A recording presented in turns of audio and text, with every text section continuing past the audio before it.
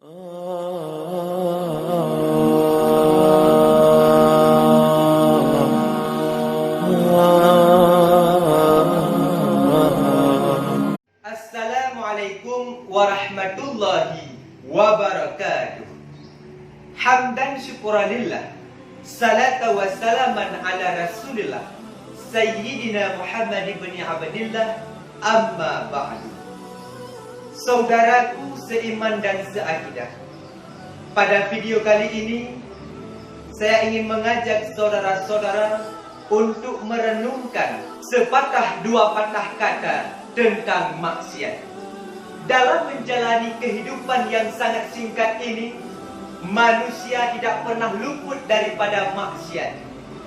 Namun, sebaik-baik manusia, yaitu mereka-mereka yang mengakui kesalahannya, sadar atas apa yang telah diperbuatnya, lalu bertaubat kepada Allah Subhanahu wa Ta'ala.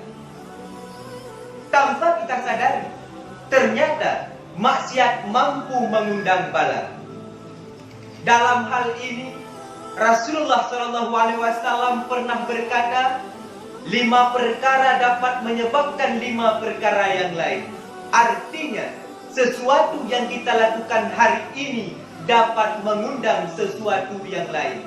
Yang pertama, apabila penjual sudah curang dalam sukatannya, timbangan curang, maka Allah akan menimpakan kepada mereka gagal panen. Yang kedua, apabila maksiat sudah terang-terangan, maka Allah Subhanahu wa Ta'ala akan mematikan mereka secara serentak. Masihkah kita terbayang kejadian yang luar biasa, gempa yang diiringi oleh gelombang besar-besaran yang terjadi beberapa tahun yang silam, yang belum pernah kita rasakan sebelumnya? Dalam kejadian tersebut menghantam ribuan jiwa mati secara serentak. Ternyata maksiat yang kita lakukan sudah terang-terangan, maka Allah Subhanahu wa Ta'ala akan mematikan mereka secara serentak. Tidak terjadi sesuatu di bumi dan di darat, melainkan ulah perbuatan manusia. Allah menampakkan sesuatu daripada kekuasaannya, supaya kita manusia taat dan selalu beriman kepada Allah Subhanahu wa Ta'ala, meningkatkan kualitas keimanan kita. Yang ketiga, apabila kita sudah enggan mengeluarkan zakat, maka Allah Subhanahu wa Ta'ala tidak lagi menurunkan hujan.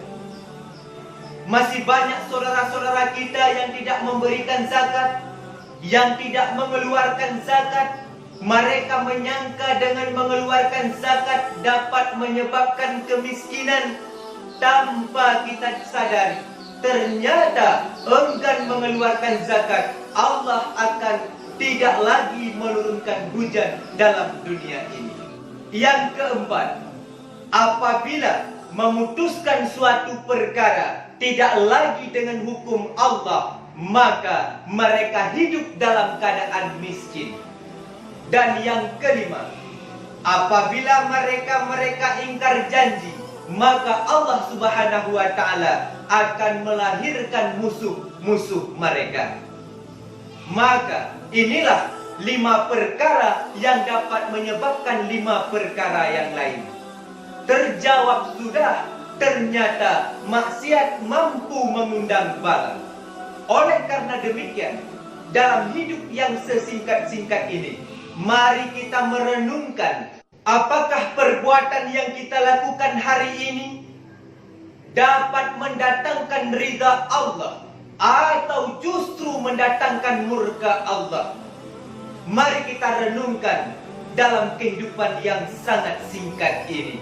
Semoga setiap langkah kita, setiap perbuatan kita selalu mendapat ridha Allah, selalu mendapat rahmat daripada Allah Subhanahu wa Ta'ala.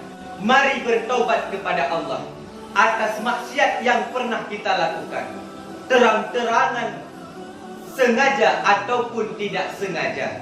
Kita memohon kepada Allah petunjuk daripada Allah Subhanahu wa Ta'ala, agar kita hidup dalam dunia ini mendapat ridha Allah, kembali kepada Allah, akan ditempatkan pada tempat yang layak. Saudaraku seiman dan seakidah, inilah pembahasan kita kali ini. 5 perkara dapat menyebabkan 5 perkara yang lain.